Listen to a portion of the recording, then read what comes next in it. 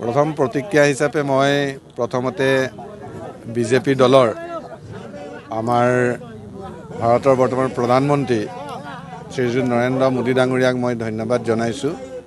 লগতে আমাৰ অমিত শ্বাহ ডাঙৰীয়া, নাড্ডা ডাঙৰীয়া আৰু বিশেষকৈ অসমৰ মুখ্যমন্ত্ৰী ডক্টৰ হিমন্ত বিশ্ব শৰ্মা ডাঙৰীয়াক মই ধন্যবাদ জনাইছোঁ যে এইখিনিতে মই পীযুষ হাজৰিকা ডাঙৰীয়া, জিতু গোস্বামী ডাঙৰীয়া, ৰূপক শৰ্মা ডাঙৰীয়া এখেতসকলক মই ধন্যবাদ জনাইছোঁ যে তেখেতসকলে মোক যে নগাঁও লোকসভাৰ কাৰণে টিকটটো দিছে, তাৰ বাবে মই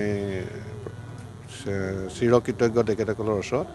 আৰু এতিয়াই মানে এই স্থানৰ পৰাই নগাঁও লোকসভাৰ ভোটাৰ ৰাইজক মই হাতজোৰ কৰি প্ৰাৰ্থনা কৰিছোঁ যে অঞ্চলৰ উন্নয়নৰ কাৰণে আৰু ল'ৰা ছোৱালীৰ ভৱিষ্যতৰ কাৰণে নগাঁও লোকসভা ভোটাৰ ৰাইজে এইবাৰ বিজেপিৰ আমাৰ কেণ্ডিডেটক পদুম ফুলৰ চিনত ভোট দিবলৈ চাওক। আমাৰ ৰণনীতি এটাই যে আমি মোদী ডাঙৰীয়াই ভাৰতৰ ৰাইজৰ কাৰণে, অসমৰ ৰাইজৰ কাৰণে যি কাম কৰিছে, বিজেপি দলে যি কাম কৰিছে, বিশেষকৈ আমাৰ সকলোৰে প্ৰিয় জননেতা অসমৰ মুখ্যমন্ত্ৰী ডক্টৰ হিমন্ত বিশ্ব শৰ্মা ডাঙৰীয়াই অসমৰ কাৰণে যি কৰিছে, এই কথাবিলাকে আমাৰ মূল ইছ্যু হিচাপে আমি ৰাইজৰ মাজত লৈ যাম। আৰু আজি আপোনালোকে দেখিছে ইয়াত এতিয়া আমি এখন সভাৰ সন্মুখতে আপোনালোকে আমাক এটা বাইট লৈছে বা আপোনালোকে আমাক সাক্ষাৎকাৰ লৈছে। গতিকে চাওক, বিপুল মানুহে সন্ধ্যা সময়ত আছে আৰু এটা মাইনৰিটি অধ্যুষিত অঞ্চল। গতিকে ইয়াৰ পৰাই প্ৰমাণ হৈছে যে আমাৰ নগাঁও লোকসভা জয় হ'ব। আৰু ইয়াৰ পৰাই ভগৱানৰ ওচৰতো আমি প্ৰাৰ্থনা জনাইছোঁ,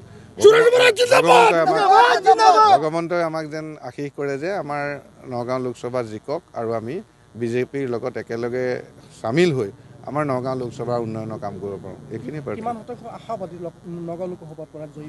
চাওক, এইটো নিৰ্ভৰ কৰিব মানে আপোনাৰ নগাঁও লোকসভা ভোটাৰ ৰাইজৰ ওপৰত। গতিকে ভোটাৰ ৰাইজে আমাক যি দিব সেয়ে আমাৰ আশীৰ্বাদ। আৰু গতিকে সেই পাৰ্চেণ্টেজটো আজি আমি ক'ব পৰা কথাটো নাই, ভোটাৰ ৰাইজেই আপোনালোকক অট'মেটিকেলি কৈ যাব আৰু ভোটাৰ ৰাইজৰ পৰাই আমি সেই আশীৰ্বাদখিনি পাম।